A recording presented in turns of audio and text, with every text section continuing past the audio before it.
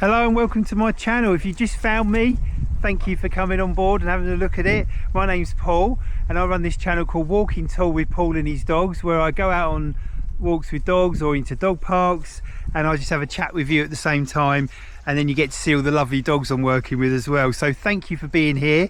Today's day 4 of my 30 days of videoing, my little challenge to myself, and I'm with loads of lovely dogs again today. You'll get to meet them in a minute, or whatever. Hello. And today's day 4, which is really good, and I'm going to carry on my series of God and dogs. So I'll give a little bit of scripture, talk about that, and then relate that to the dogs, or talk something totally different about dogs, and hope you enjoy it.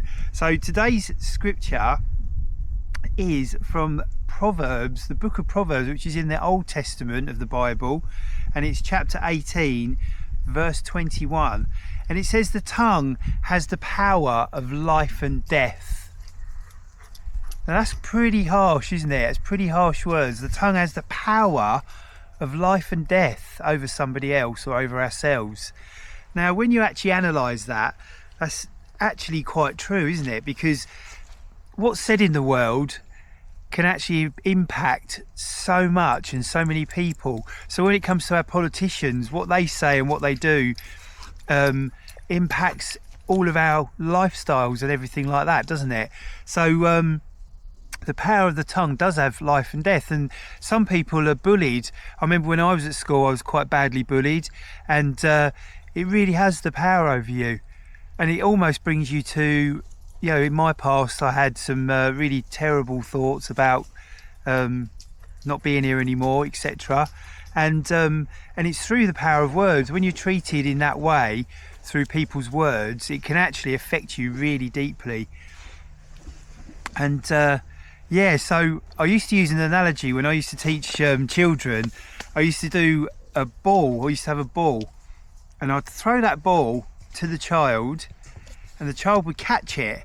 And I'd say that's a little bit like our words. Once our words have come out of our mouths and they've exited our mouths, we can't take them back. We have thrown it over to them, and you've caught that word. So whether it be a word to build someone up or knock someone down, they've still received it. And now some people might catch that ball and retaliate. If you said something a bit nasty over them, they might throw it back at you with more vengeance. And those words that they're saying back to you might be even more cutting, and then that escalates into a backwards and forwards of pretty heavy words. Whereas if you actually use that ball as an analogy and throw it to someone gently and say something beautiful over them or something kind over them, then they receive that, and that takes their day into another level. You know, we often hear the phrase, "Oh, that's made my day." Well, that can actually make someone's day, because they're receiving something so nice and out of the blue from our words, just from our thoughts, how they might look or something. I know we have to be careful nowadays what we say to people, but I generally feel that the earth would be a better place if we were more complimentary and more loving towards other people. And that's the power of our words. So when you say those words over someone, they receive it and it changes their day, or even just their moment. And I know from meeting people in the past that when you say something over someone, it can really change their mindset into a totally new future. So that's my word for today.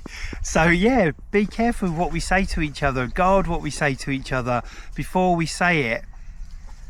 My family often tell me off because I can be quite quirky sometimes and say things that maybe get seen the wrong way, and by doing that you can upset someone, and I never want to do that. You know, I might say it in jest, but to somebody else it might be a cutting remark. So you have to be very careful on what you say to people, and it really can have the power of life or death over someone. So just remember that when we speak to people in the future, because it can be such a lovely thing to do, just to speak to someone and build them up and make them feel good for the day. Cheers.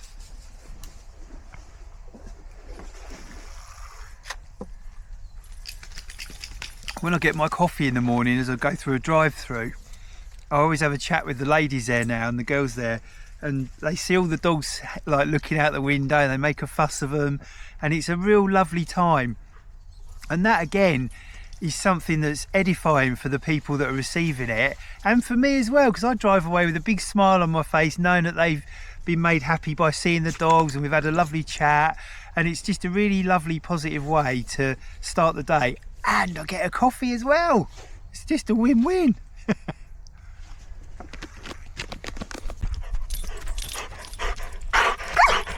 We've got very excited Louis today.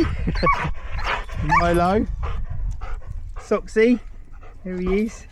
We've got Ruby. Ruby's an extra today. Lovely to have Ruby along.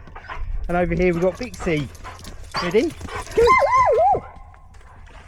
Woo! She's going in to get the stick. Oh, Louis following her. You're not going in, Milo? No, not yet. Maybe in a minute. Oh. I love the way Louis swims. He swims like upright. It's really funny.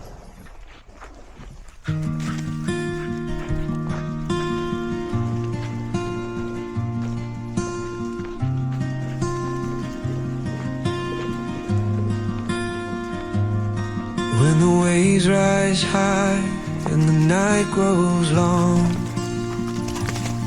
when my heart feels weak and my faith feels gone, I call your name and the silence breaks. Peace like a river begins to take shape. You calm the storm, you still the sea. Your love surrounds and carries me through every trial, through every pain. I'm found in you, I'm saved again. Your hands reach out through the wind and rain. Now that brings me to our dog side of things. So when it comes to, I've got Louis playing in the background. Where is it? There it is. Ready? Go. So when it comes to our dogs, the power of words can actually be really powerful as well. So we have to be on guard with that as well, with what we say to our dogs, because they are very sensitive to how we speak to them. A lot of the positive training comes down to reward, treat giving and things like that, but also it's down to how we speak to our dogs as well. So if we're harsh to our dogs, or if we get angry within ourselves and that reflects on our dogs, we don't even have to say anything. How we are in our bodies, our dogs will sense that. They'll sense whether we're anxious, whether we're angry, whether we're frustrated at something, whether we're feeling depressed or sad or anything like that. Our dogs will pick up on that through our emotions, through their scent onto us. They'll know what emotions we're going through at the time without us even speaking. So if we then come out with some really harsh words to ourselves or even about ourselves, then the dogs will pick up on that and feel really, it'll really affect their personalities. So what this barking is, Louis can't get the ball off of Bixie, so he's getting frustrated. So the power of his words is, give me that ball, I need the ball. Ready? Got the ball now. Ready? Go on then. You hear them both splash then, they've both gone in the lake to get it. So yeah, how we speak to our dogs is a really important key really to how our dogs react to us, how they bond with us, how they develop with us from puppyhood or whether we've rescued a dog.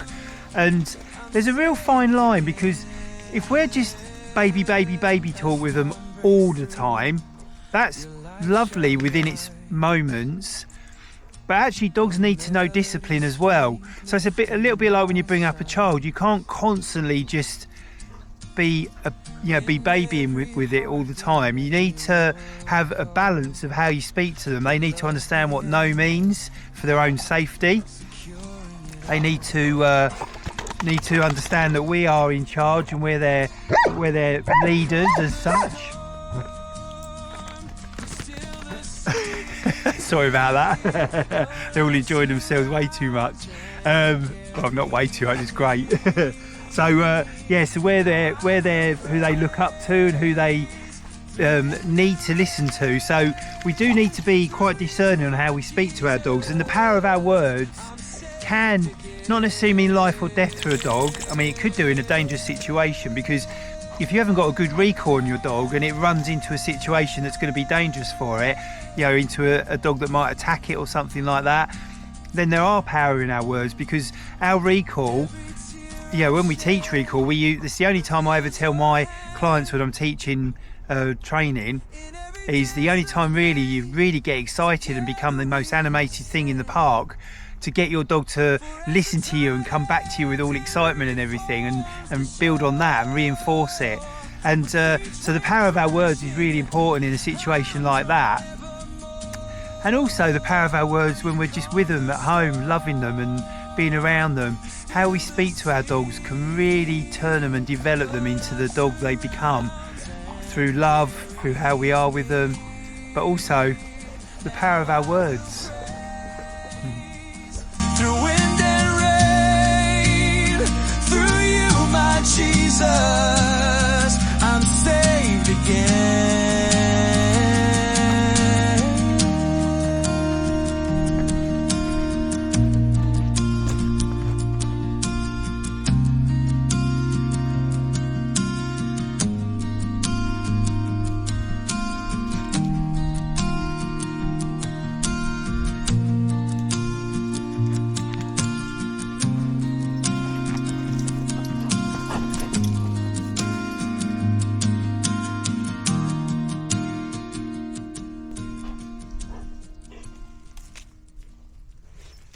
So huge thank you for being here today. Don't forget you can like and subscribe if you want to, and you won't miss out on any of my videos. And over on Buy Me a Coffee as well, I write blogs, do some audio podcasts, and put loads of photos on there, so you can enjoy that side of it as well. And that's on buymeacoffee.com/walking tall.